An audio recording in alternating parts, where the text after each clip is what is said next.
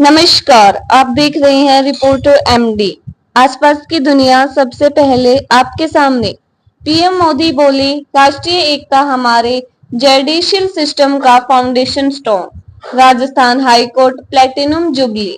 Rajasthan high court की स्थापना के प्लेटिनम जुबली समापन समारोह में प्रधानमंत्री नरेंद्र मोदी ने आज जोधपुर में शिरकत की। इस अवसर पर उन्होंने हाईकोर्ट संग्रहालय का वर्चुअल उद्घाटन भी किया। राजस्थान हाईकोर्ट की स्थापना के प्लेटिनम जुबली समापन समारोह में प्रधानमंत्री नरेंद्र मोदी ने जोधपुर में शिरकत की। इस अवसर पर उन्होंने हाईकोर्ट संग्रहालय का वर्चुअल उद्घाटन भी किया। प्रधानमंत्री के साथ राज्यपाल हरिभाऊ बागड़े, मुख्यमंत्री भजनलाल शर्मा और केंद्रीय कानून मंत्री अर्जुन राम मेघवाल भी इस कार्यक्रम में उपस्थित हैं। हालांकि इस समारोह में भारत के मुख्य न्यायाधीश सीजेआई डीवाई चंद्रचूड़ तबियत खराब होने के कारण शामिल नहीं हो सके। प्रधान मोदी जोधपुर एयरफोर्स स्टेशन पर विशेष विमान से पहुंचे, जहां मुख्यमंत्री भजनलाल शर्मा, डिप्टी सीएम दिया कुमारी और प्रेमचंद बैरवा ने उनका स्वागत किया। समारोह में प्रधानमंत्री नरेंद्र मोदी ने कहा कि राजस्थान हाईकोर्ट के अस्तित्व में हमारे राष्ट्र की एकता का इतिहास भी जुड़ा है।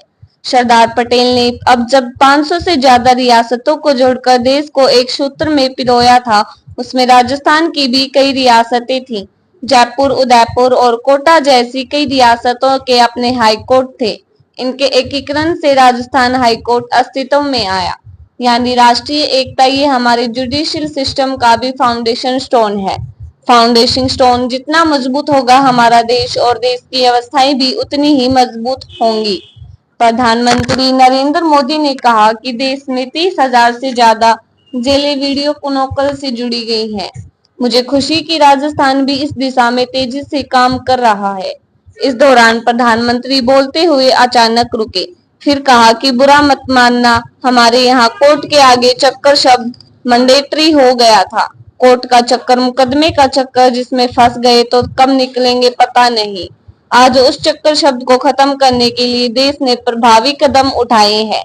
इसके लिए लगातार हमें न्याय की व्यवस्था में रिफॉर्म करना है।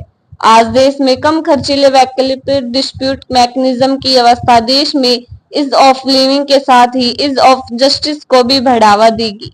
कानूनों से बदलाव करके नए प्रावधान जोड़कर सरकार ने इस दिशा में कई कदम उठाए हैं। न्यायपालिका के सहयोग से व्यवस्थाएं और ज्यादा सशक्त होंगी। आर्टिकल 370 और सीएए पर बोले। कश्मीर में आर्टिकल 370 हटाने का उदाहरण, देश के संवैधानिक एकीकरण का उदाहरण, सीएए जैसे कानूनों का उदाहरण हमारे सामने है। ऐसे मुद्दों पर राष्ट्रीय हित में स्वाभाविक न्याय क्या कहता है, यह हमारी अदालतों के निर्णय से साफ होता रहा है। हाई कोर्ट से लेकर सुप्रीम कोर्ट तक ऐसे मुद्दों पर राष्ट्रीय प्रथम जैसे विषयों को सशक्त किया है। अभी मैंने 15 अगस्त को लाल किले से सेक्युलर सिविल कोड की बात की है। इस मुद्दे पर भले ही कोई सरकार पहली बार इतनी मुखर हुई हो, लेकिन हमारी जुडिशरी दशकों से इसकी वकालत करती आई है। 1562 अप्रासंगिक कानून रद्द, भारतीय न्याय संहिता बीएनएस का हुआ शुभारंभ। केंद्रीय कानून मंत्री अर्जुन राम मेघवाल ने हाल ही में घोषणा की कि केंद्र सरकार ने 1 जुलाई 2024 से अंग्रेजों के जमाने से चले आ रहे 1562 अप्रासंगिक कानूनों को रद्द कर दिया है।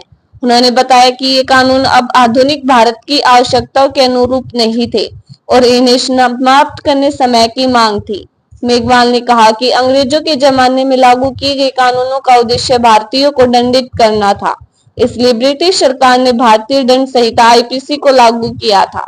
इसके विपरीत प्रधानमंत्री नरेंद्र मोदी की सरकार ने भारतीय नागरिकों को न्याय प्रदान करने के उद्देश्य से भारतीय न्याय संहिता बीएनएस का शुभारंभ किया।